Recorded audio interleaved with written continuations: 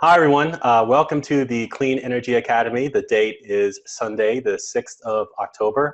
Now, we're privileged to have George Wiseman with us. We would like to thank Valerie from Fringe Energy for arranging this interview. George is an author, researcher, and expert in alternative energy and health and wellness, specifically in the fields of molecular hydrogen therapy. He'll talk more about that later on.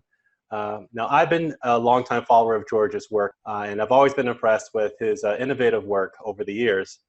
But today we're especially interested in his most recent development of his hydrogen therapy device that we'll discuss later in the live call, as it has huge implications in healing, if not entirely reversing, ailments that many of us are suffering from.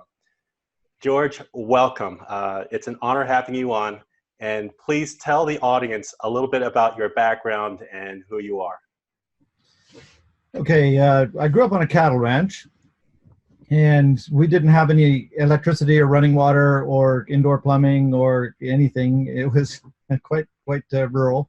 And when I boarded out in town, we had a little country school that went to grade 10. And then when I boarded out in town to go to grade 11 and 12, I stayed at a person's house that had indoor plumbing and electricity and everything, which was quite interesting and nice. And I decided I'd never want to be without that again. So when it came time for me to start thinking of girls, I realized I wasn't a very rich man, and girls seemed to pay attention to people who had more money than I did. And so I thought, well, there's two different ways I could go. I could be an inventor or a prospector. I could probably figure out something along those lines. So I tried prospecting for a little while, and it was a lot of hard work. So I turned to the inventing, and I eventually actually got something, and that was in the fuel saver industry. And one of the trades that I've accumulated over the years is automotive technician. So I was able to make fuel savers that were quite effective, and I built a business on that called Eagle Research, Eagle-Research, if you're looking it up.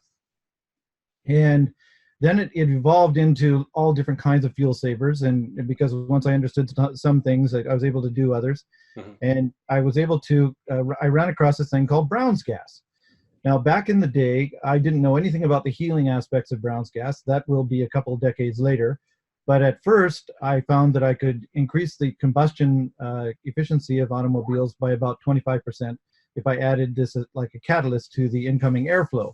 Mm-hmm. And more or less keeping the regular fuel system intact and just making some adjustments and such. And then, but the main thing I was trying to do at the time was run vehicles on water, and I still haven't done that. I still have some ideas on how to do that, but I kind of got sidetracked. Anyway, another thing that happened then with the Brown's gas was I developed a torch where you could replace acetylene in a normal acetylene torch and burn through steel and do all the kinds of things that a normal torch does very well. In fact, better than acetylene, and at 2% of the cost.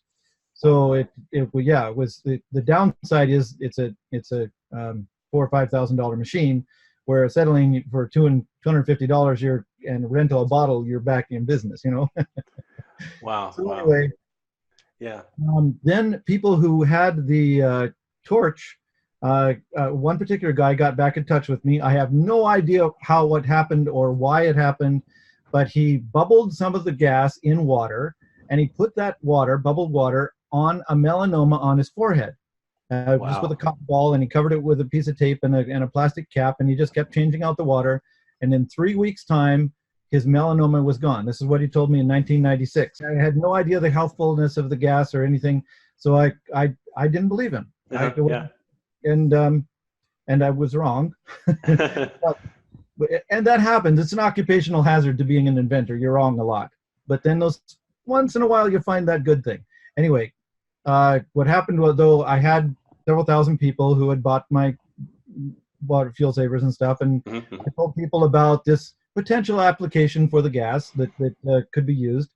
And people started using my previous Brown's gas machines for health purposes and started getting back to me, and I was getting an amazing amount of testimonials.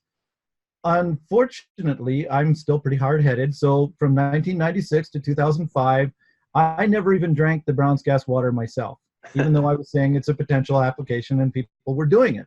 So in 2005, I started drinking it myself. I'm pretty hard-headed, okay?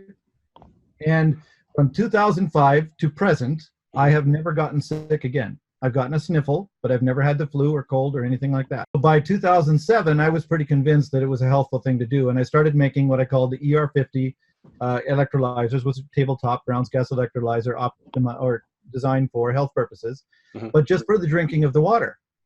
Then people started asking me, how about inhaling the gas? Now, this was back in 2007, you know, and this was way before anybody was really realizing hydrogen for health or anything like that. And I knew the gas to be a combustible gas, okay? Like you could explode it or burn it or so I'm thinking having explosions in your lungs is not a good idea. Not a good idea. So I would say, no, don't breathe the gas. And then in December of 2015, a customer sent me a video of a hydrogen bar over in Korea where they were actually sitting in a row, and they had their little Brown's gas machines, and they were inhaling the gas with cannulas, similar to like this one that I have here next to my computer that I breathe the gas with when I'm sitting at my computer. And they were inhaling the gas, just like I am now. And I saw it going through the bubbler, and I realized I was wrong again. I realized why I was wrong. You see, you breathe in a certain amount of air, quite a lot. Right. And if you keep the amount of hydrogen that you're inhaling under the explosive limit, okay, so I knew about this explosive limit. I've been working with the gas for decades, right? Yeah. But it didn't occur to me that it was appropriate for health purposes, that a person that was the safety thing. As long as you're under the explosive limit of the gas, less than 4% in air, the gas can't explode and it's perfectly safe to inhale. Wow, fascinating. So, since then, people like Tyler DeBaron interviewed me back in 2007 because he was thinking of hydrogen for health at that time. And he went on and he's become one of the premier advocates for hydrogen for health. And there's now easily over 1,000 scientific studies and gathering more every day on just about every different kind of ailment.